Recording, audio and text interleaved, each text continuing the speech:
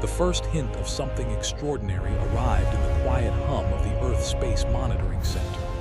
Dr. Aisha Karim, a young linguist specializing in extraterrestrial communication, frowned at the strange lines of data scrolling across her screen. She had seen thousands of signals before, most of them background noise from distant stars, cosmic radiation, or satellites. But this one was different. It pulsed with a rhythm that felt almost intentional, not random at all. She zoomed in, her fingers flying over the holographic keyboard. The signal repeated in cycles too complex to be natural, patterns within patterns. It was layered, like a message wrapped inside another message. Whoever or whatever had sent it had meant it for minds far more advanced than humanity. Her assistant, an AI named Juno, spoke in its calm, synthesized voice. Dr. Karim, the probability of this being intended for humans is less than 0.0001%. This level of encryption aligns with interstellar civilizations classified as Type II on the Kardashev scale. Humans are Type I, it is statistically improbable we can decode it. Aisha smiled. That was exactly why she wanted to try. Juno, improbability has never stopped humans before, she said. In the control room, dozens of other scientists and engineers glanced at her. There was skepticism in their eyes. Humanity had only just spread to a few colonies in the nearby star systems. They were known in the galaxy as a young, reckless species. Most of the older civilizations ignored humans. They thought Earthlings were too unpredictable, too emotional, too human. But humans had something the machines and elder species didn't: curiosity. A desire to reach farther, think differently, and never accept limits. Dr. Karim, said Director Lee, her voice sharp, even if we try to decode this, we might trigger something. We don't know if this is safe. It could attract attention, dangerous attention. Aisha turned to him, her eyes bright. And if we do, we could be passing up the first real chance for humanity to prove itself in the galaxy. Do you want to look back and say we were too scared to answer? There was silence in the room. No one could argue with that. Fear was human, but so was courage. Over the next several weeks, Aisha's team worked tirelessly. They ran simulations, used the fastest quantum computers, and tested every possible method of translation.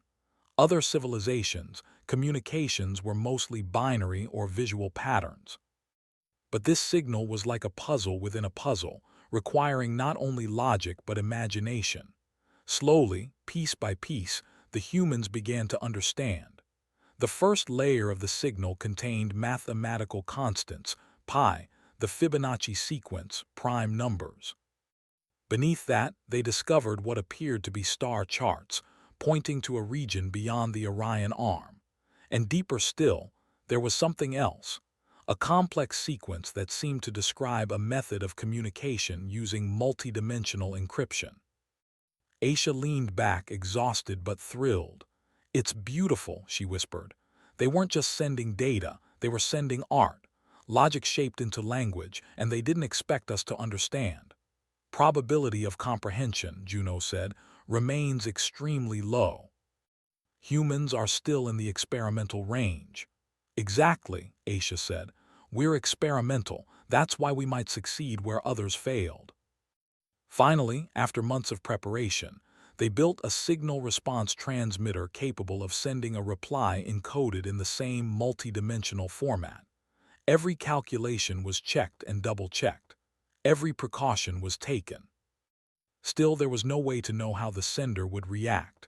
The day came to send the first human reply. The control room was tense. Aisha and Director Lee stood side by side, fingers hovering over the console. The entire team held their breath. "Are we ready?" Lee asked. Aisha nodded. "We've done everything we can. Let's show them humans can think." The reply was sent, a simple acknowledgement, a signal crafted not just with logic but with creativity, a pattern that mirrored the original signal but with a human touch, a signature of imagination. For a few tense moments, nothing happened. Then the monitors lit up. The original signal pulsed back, but this time there was a change. The pattern expanded, faster than before, more intricate. It was as if the sender had noticed them. The room erupted in whispers. They saw it. They noticed us. Suddenly, Juno's voice cut through. Warning, multiple transits detected from the region indicated in the signal. Calculations indicate a fleet is moving at relativistic speeds toward the solar system. Aisha's stomach dropped. Fleet? How fast? Faster than any human vessel, Juno replied. Estimated arrival in under 72 hours. The humans froze. They had expected curiosity, maybe a challenge, but a fleet. That was something else entirely. Director Lee slammed his hand on the console. They weren't meant for us. They didn't want humans to answer. We could be facing annihilation. Aisha felt a rush of fear, but it was mixed with something stronger, determination. And yet we answered. Maybe they didn't know humans could do this. Maybe they underestimated us. That thought gave the team a strange, sharp hope. The humans weren't prepared to fight a Type II civilization fleet, but maybe they didn't need to. Maybe humans had something that even the most advanced species hadn't expected: unpredictability, creativity, and courage in the face of the impossible. Outside, in orbit above Earth, telescopes and sensors began picking up faint traces of incoming objects. Shadows moved across the void, ships beyond imagination. Sleek, enormous, shimmering with unknown energy fields. In the control room, everyone worked at a fever pitch. Engineers modified satellites into early warning systems. Astrophysicists calculated every trajectory, every possible approach the fleet could take. And Aisha, at the center of it all, kept decoding the signal as it continued to expand and evolve, almost like a conversation now. Humans are a puzzle, Juno said, almost admiringly. Their decisions cannot be predicted with traditional models. They are chaotic but effective. Aisha smiled at that. Chaotic but effective. That was humanity in a nutshell. They hadn't evolved to follow orders perfectly. They hadn't survived by being predictable.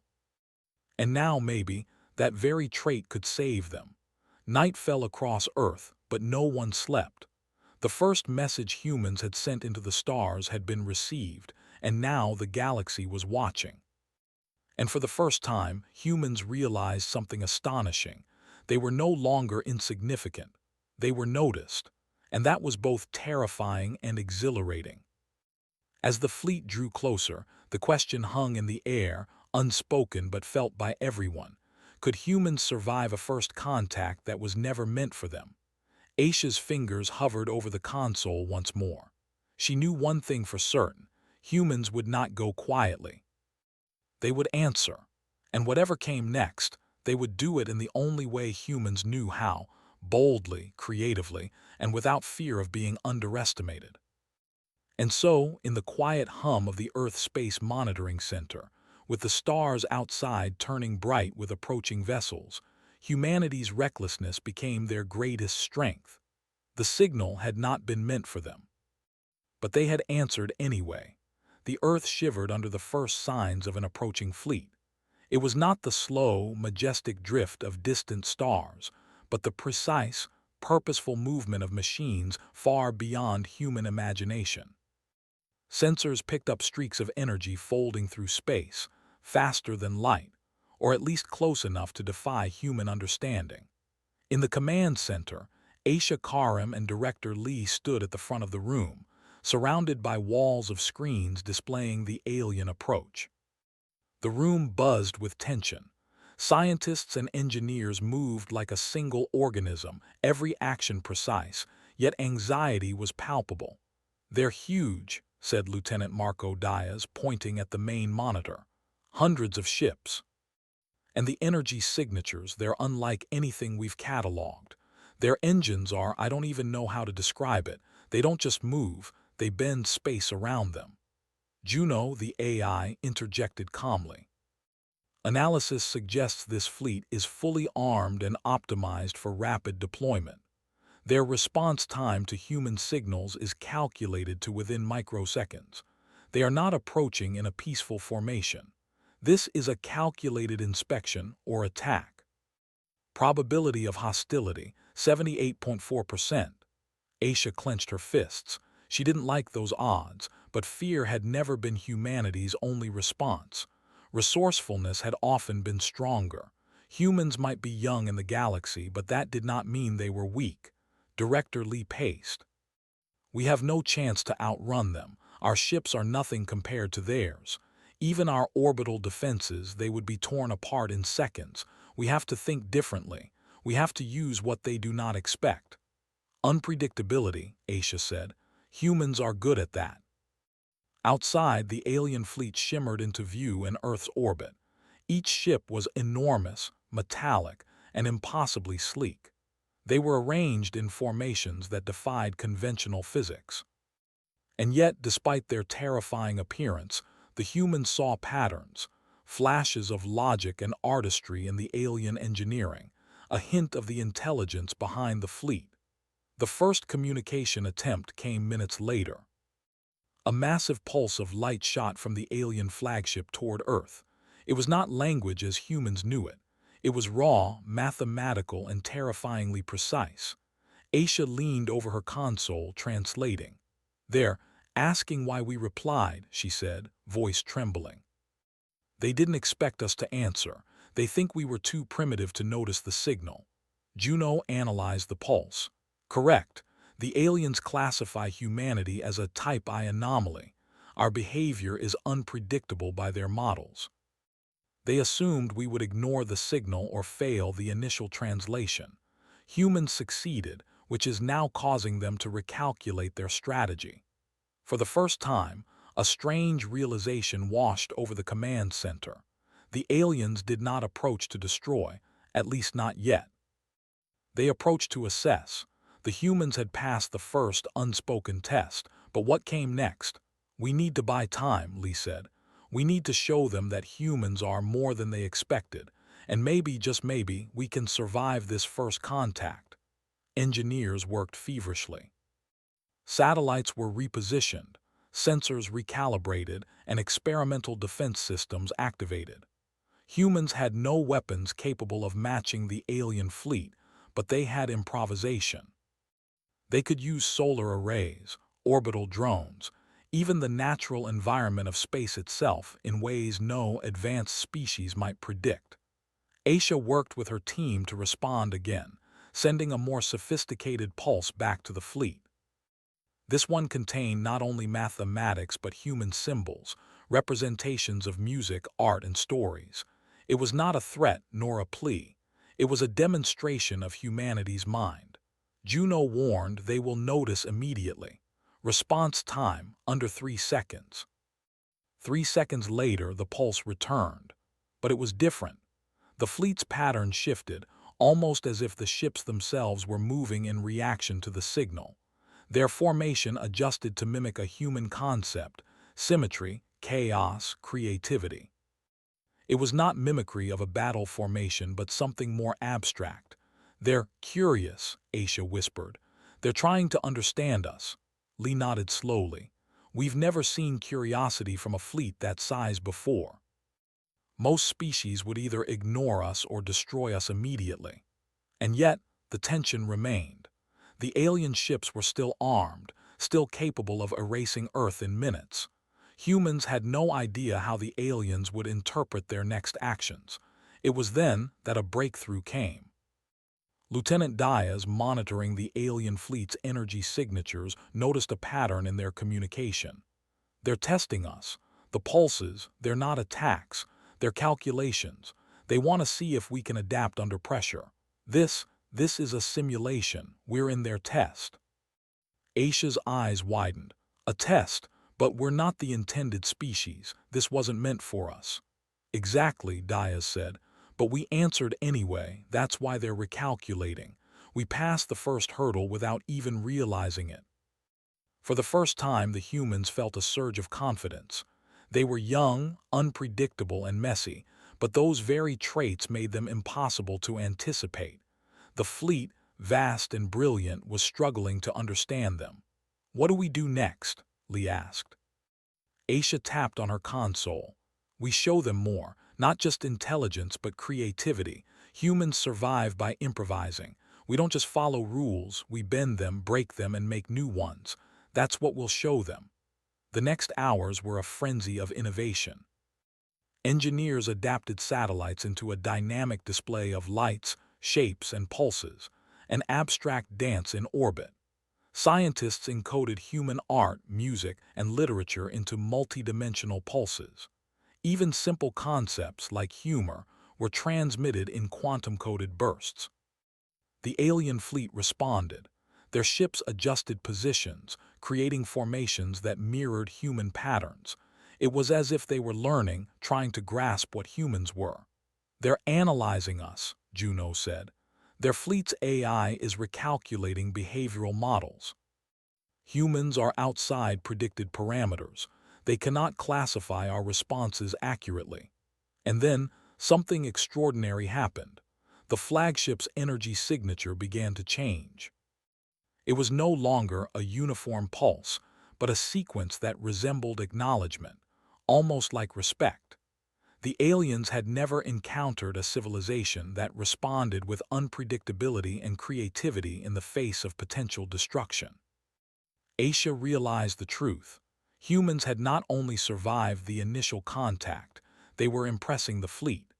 Their boldness, their ability to think differently under pressure, was forcing the aliens to consider them worthy of attention. But the challenge was far from over. The fleet was still vast, still armed, still capable of overwhelming Earth. Humans had demonstrated ingenuity, but the aliens' judgment had yet to be decided. The next response, the next move, could determine whether humanity was recognized or destroyed. In the quiet moments, Aisha looked around at her team. Exhaustion painted their faces, but determination shone brighter. These humans, messy, stubborn, creative, were standing against a force far greater than themselves. And somehow, against all odds, they were holding their ground. The humans had passed the first stage of the test by being themselves. The aliens had expected silence or failure. Instead, they had encountered unpredictability, creativity, and courage. Humanity was no longer invisible in the galaxy.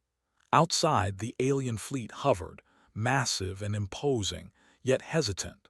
They were calculating, learning, trying to predict humanity's next move. And humans, for all their simplicity, had already moved one step ahead by being human. Aisha felt a thrill of both fear and hope. They had survived the first contact, but the test was far from over. The aliens were powerful, intelligent, and patient. Humanity had shown they could adapt, but they would need to do even more to earn a place in the galaxy. And so, as Earth held its collective breath, the humans prepared for the next stage of the encounter. They would show the aliens what humans were capable of, not through weapons, but through ingenuity, courage, and a mind that could never be fully predicted. The unexpected guests had arrived. They had come to assess humanity, and the humans were ready to answer again in the only way they knew, boldly, creatively, and without fear. The real test was about to begin. The Earth held its breath. Above the planet, the alien fleet loomed like a storm of steel and light. Every ship shimmered with impossible energy, each movement precise, each calculation flawless. The humans had survived the first contact by being unpredictable, but survival was only the beginning. The next phase would demand something more, proof that humanity belonged in the galaxy. In the control room, Aisha Karim stared at the array of data flowing across her holographic screen. The fleet was sending new signals, pulses of immense complexity that seemed almost alive. Juno had been decoding them tirelessly. "They're testing us further," the AI said. "They are calculating whether humanity can innovate in real time under extreme pressure. This is no longer a simulation. This is a judgment." Aisha's mind raced. Humans were young, messy, chaotic, but that chaos had often become their greatest weapon. No AI, no elder species could predict them perfectly. They thrived where predictability failed. Director Lee spoke from behind her. "We have no weapons capable of destroying them. We can't fight this fleet, but maybe we don't need to fight it. Maybe we can surprise them." Aisha nodded.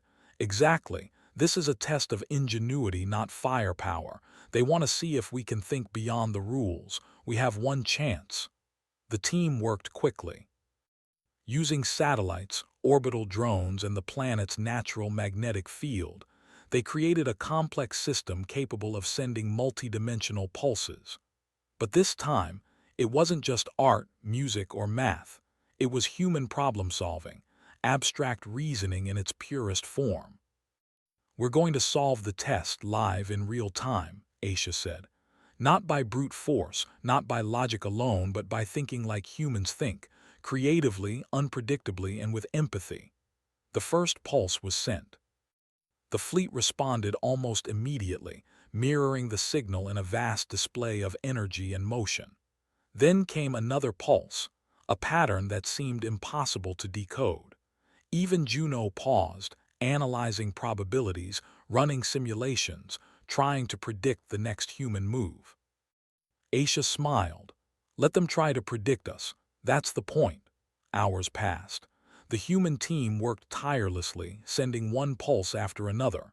Each one was designed to challenge the alien calculations, to show that humans could adapt, improvise, and think abstractly.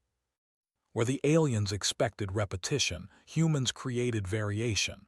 Where the aliens expected logic, humans introduced creativity. Outside, the fleet paused in orbit. Its ships shifted patterns, creating massive formations that seemed almost artistic, symmetrical yet chaotic, ordered yet unpredictable. The aliens were learning, but they could not fully understand humanity's approach. Juno's voice broke the tense silence. "Analysis indicates the fleet is recalculating repeatedly. Humanity's responses are outside predicted parameters. This level of creative adaptation has never been observed." Aisha felt a thrill. For the first time, humans were not just surviving, they were being acknowledged. Their unpredictability, their ingenuity, their courage, it was working. Then came the critical moment. The alien flagship emitted a massive pulse, unlike anything before. It was complex, beautiful, and incomprehensible. Every model, every simulation failed to predict the meaning. The fleet was waiting, and the humans had to respond perfectly or face annihilation. Aisha turned to her team. "We answer not as machines, not as calculations, but as humans. We will show them who we are." With practiced hands, she and her team encoded a final signal. It was an elegant solution, combining logic, creativity, and abstract thought in a way that no AI or elder species could have anticipated. It was uniquely human. The signal shot across space. For a heartbeat, the universe seemed still. Then, the alien fleet responded. The ships shifted, not with aggression, but with acknowledgement. Their lights pulsed in patterns that seemed to convey understanding. The massive flagship sent a sequence of signals that translated roughly through Juno. "You have passed. You are unpredictable, creative, and capable of abstract thought. You are worthy." The control room erupted in disbelief and relief. Humans had done it. They had survived not through firepower or technology, but through ingenuity, creativity, and courage. Director Lee, normally stoic, allowed himself a smile. "They didn't expect us. They underestimated humanity. And we showed them what we can do." Outside, the fleet began to withdraw from orbit, not in retreat, but in a deliberate, calculated pattern that suggested respect. The alien presence was still massive, still overwhelming, but the tension had shifted. Humans were no longer just a young, reckless species. They were a civilization that could hold its own, in ways no one had predicted. Aisha looked around at her team. Faces were tired, eyes were wide with awe and exhaustion, but there was pride there too. Humans had achieved the impossible. They had turned the test into a showcase of what made them unique. For centuries, humans had been underestimated by elder civilizations.